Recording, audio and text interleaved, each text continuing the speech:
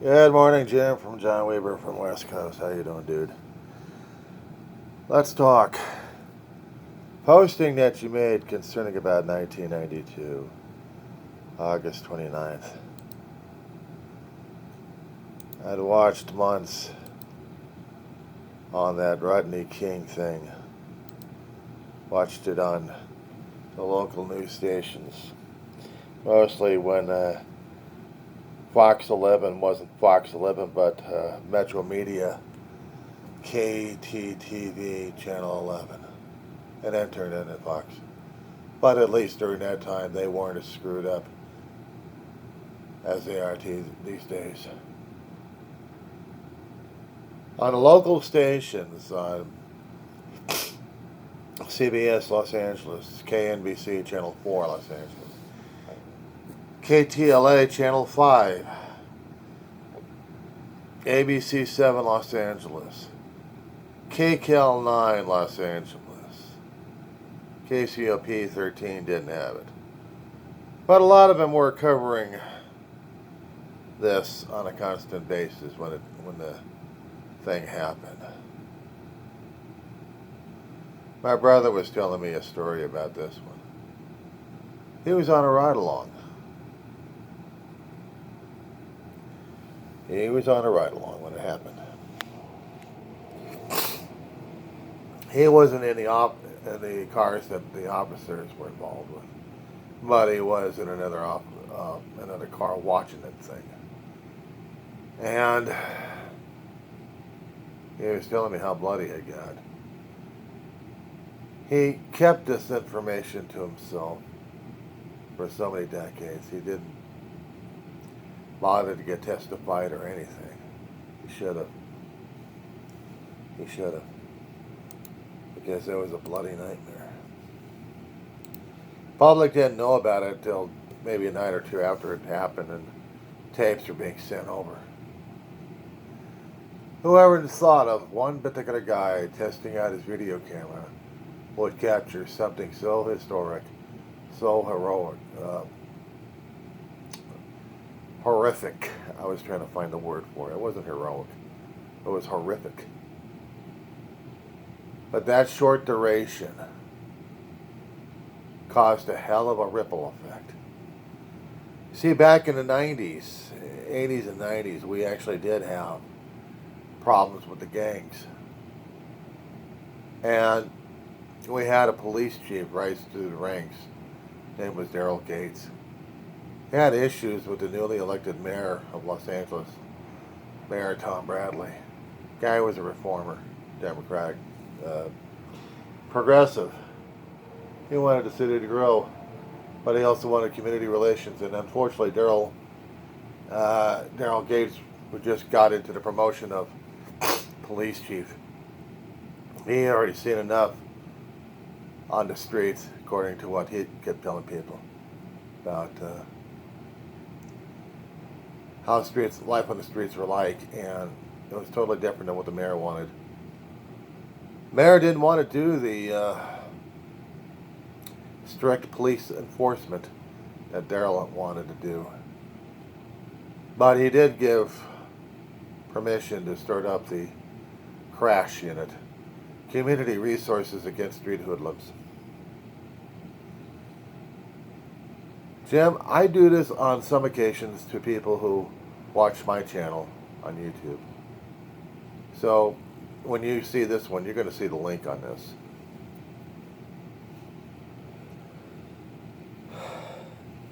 I'm going to ask you to pull up a map app. I'm using Google Maps. And I want you, if you can, if you're willing enough, I'll give you a few minutes, because I'm going to be pulling up my hometown of Rosamond, California, in Antelope Valley, California. And I just wanted to show you something about where I am, where I live, and where I used to call home.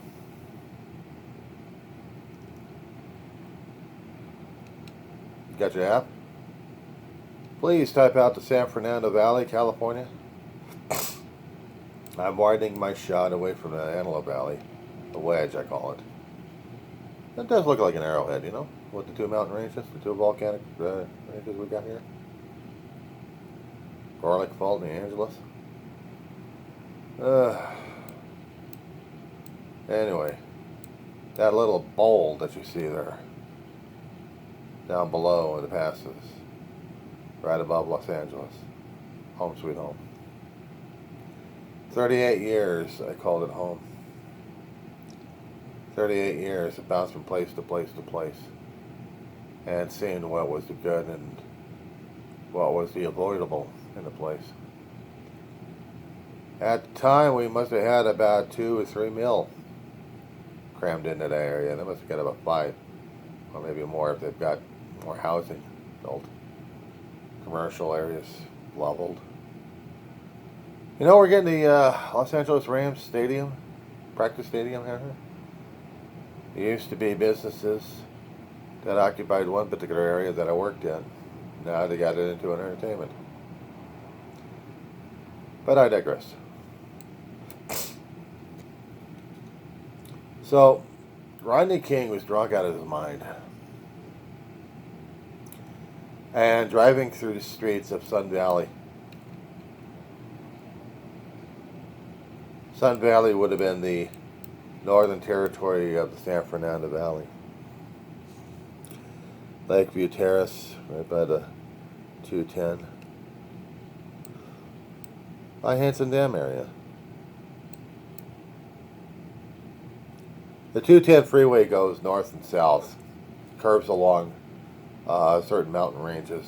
The Honga Pass, we called it. Got a lot of communities in that area. But there's a park called Hanson Dam. And in that area is where everything else went hell in a handbasket. Right along one particular street that they would mention. And you would have to do some digging in the Wikipedia on this one here to get the exact information on that one. But it was in this territory. It was in this territory that all hell broke loose and what nuts. Well, while I showed you this area, and part of it was actually calm enough.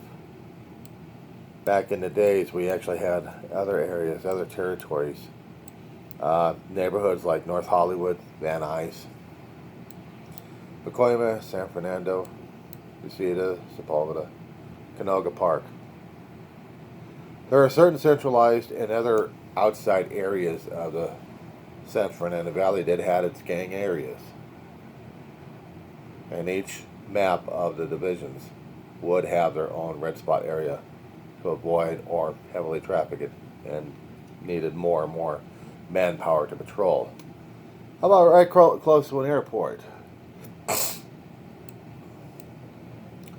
To the Burbank Airport.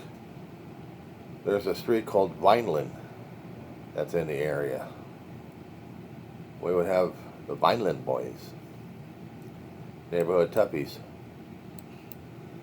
We would have Canoga Park, CP, some other number that they would use. They would have their different names, different colors, and different stuff.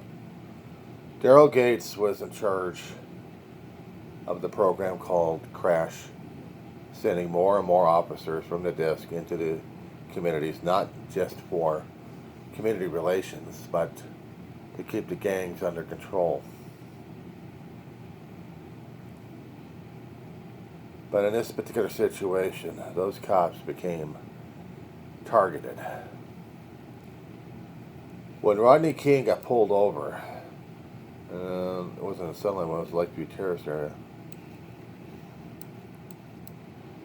That started a chain reaction, what the papers would call a chain reaction.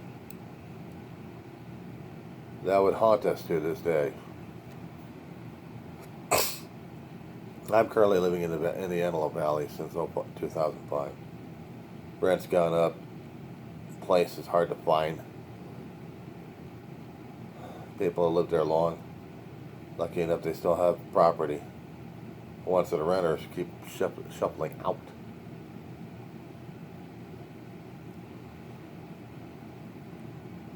Rodney King got arrested, processed, sent over to inmate receiving center,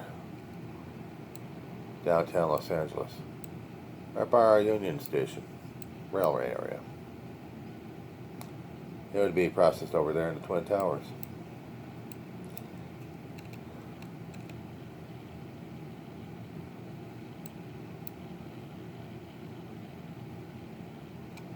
They would have community resources, not the crash units, not just in the San Fernando Valley, Jim.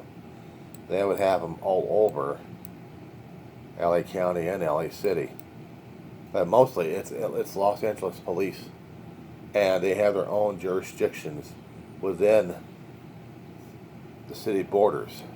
South Central would have their own issues.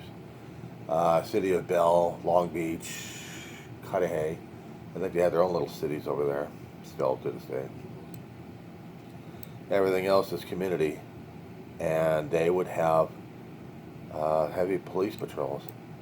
I'm not quite sure if they still have it today or not. We would have these portable scanners that you would get out of Radio Shack. Frequencies would be passed around, and people would hear the cop calls, including what was going on between units and dispatch. Past 30 to 40 years, technology had changed so much where those became coded. So if there was any communication happening between the unit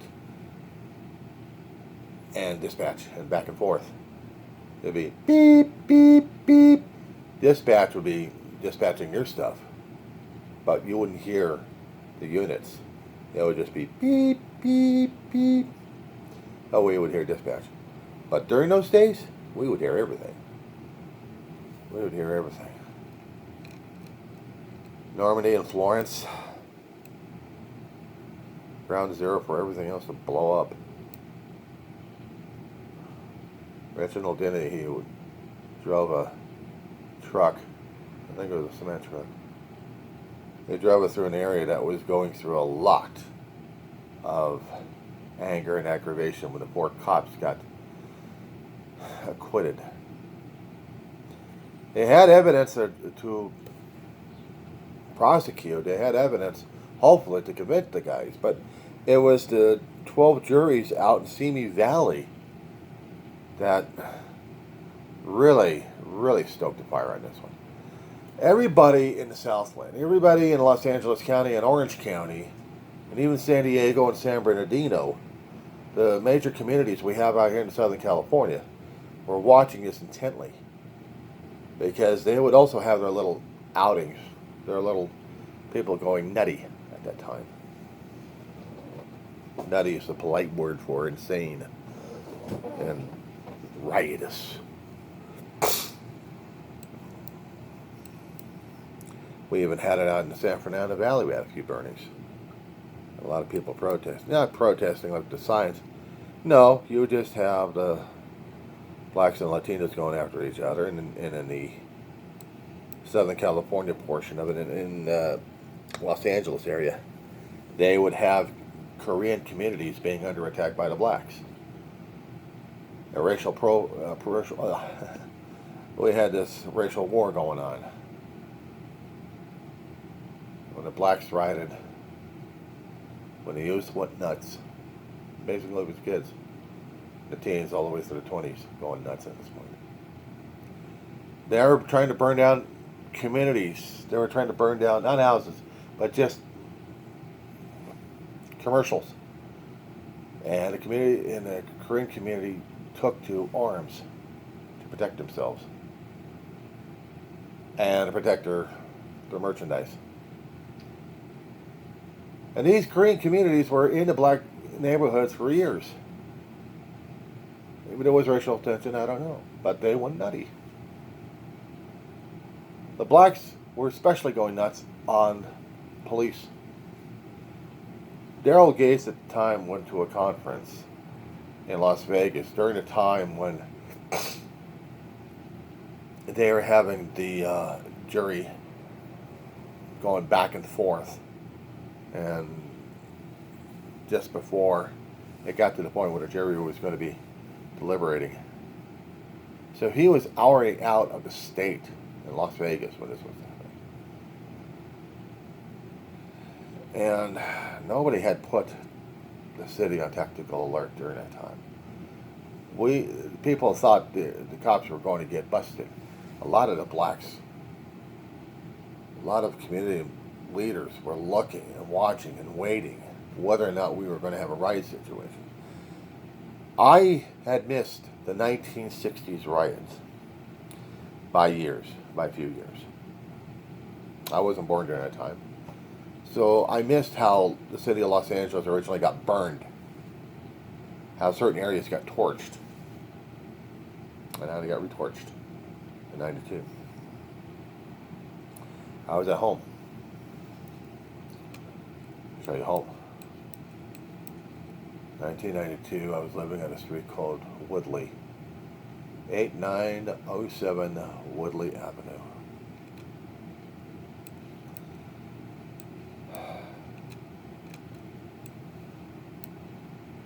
Of course, you probably couldn't find it in the San Fernando Valley anyway, so. Cross streets were like between Nordhoff and Parthenia, and I was on the street of Woodley. When you live in a neighborhood that long, I mean, to me, the information comes up in my head, so I know it's got to be hard for you to look at. Yeah, I did say 8907. That was my address from long ago. I don't know who owns it now. But it was home. It was home. Where are my landmarks for that one? Oh, let us see. At the Panorama Mall, be on the west side of the valley, west side of the 405 freeway going north and south. It would be close to the airport going north and south in the center of the valley called Van Nuys Airport. Histories, my friend.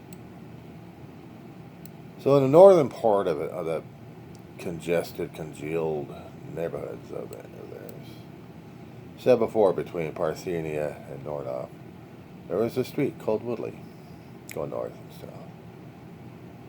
I have it marked down. Because in that area, that's when I was listening to all hell breaking loose in neighborhoods. Most of the media action was at South Central, the Normandy and Florence area, having that burned down. I'm going to type it out, Normandy and Florence. Type it out, Los Angeles.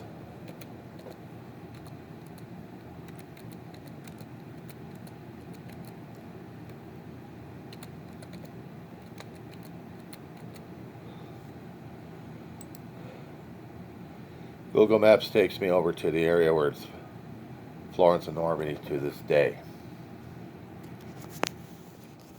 I may do a two-parter on you. It's in this area where all hell broke loose. Where ground zero happened. On the Google Maps, they have a street view that you can see currently of what the picture or when it was taken back in February 2025. You see how calm the area is when you do a 360-degree circle. But things weren't so calm in that neighborhood when all hell broke loose there. It's Los Angeles, and this was ground zero. The fear and tension throughout the Southland was palpable, not palpable, incredible. It was bad enough when we actually heard in the scanners about certain neighborhoods getting raided by cops, and we would hear a little bit about a gang war or two. But nothing like what happened after the verdicts were done. It was like about less than an hour. This particular neighborhood, Florence and Normandy, went insane. Back in the San Fernando Valley, it was popping up all over. I'm going to head back to the San Fernando Valley. I'm getting out of Florence and Normandy, Street View. and I got to reorient my compass here. We had stuff happening in San Fernando. We had stuff happening in Pacoima. We had stuff happening in the Van Nuys neighborhoods and in North Hollywood. They were the most active that we actually had. And I was writing, and I was burning. My brother at the time was working at a oil refinery. And it was right in the middle of ground zero in that area. Scared the hell out of him. And even he had his scanner with him, and he was keeping track of what the hell was going on. I think it was only next day that they actually sent out the National Guard. But here's the fun part about the National Guard. Nobody had any bullets. Nobody had any live rounds. They had to finally call in the National Guard, but they couldn't get to the armory to get the rounds necessary. They wanted an immediate deployment to keep security. What the hell the guys were going to do? Point their guns at them? We would have maybe the other gang members would point a gun at them and shoot them. But thank God that didn't happen. But the first 2 or 3 nights, Jesus, barely slept during that time.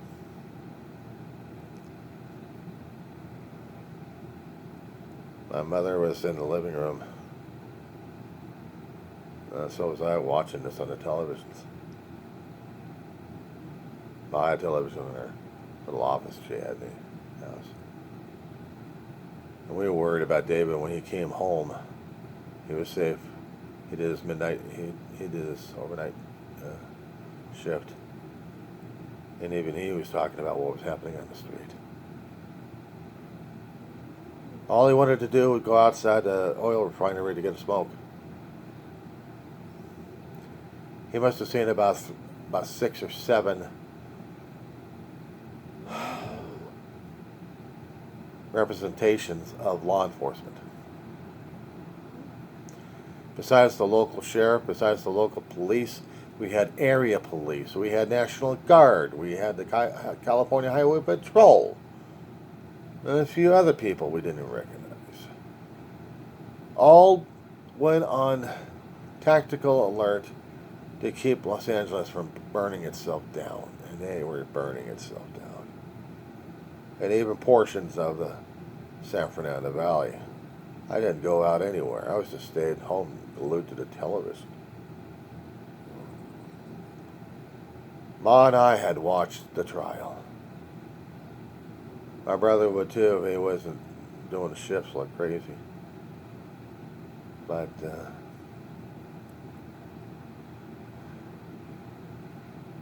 we had seen the videotape of Rodney King getting his face smashed. We had seen months of testimony from the foreigner and from others who were implicated. We had heard witnesses and experts coming on. And then the verdict had to come down. And everything changed. I didn't know what happened to Ventura County. I didn't know what happened about Santa Barbara County. All I know is LA County was going nuts, and not quite on Orange County or San Diego. But I heard there was some activity out there too. I just wasn't paying attention to it as much. But yeah.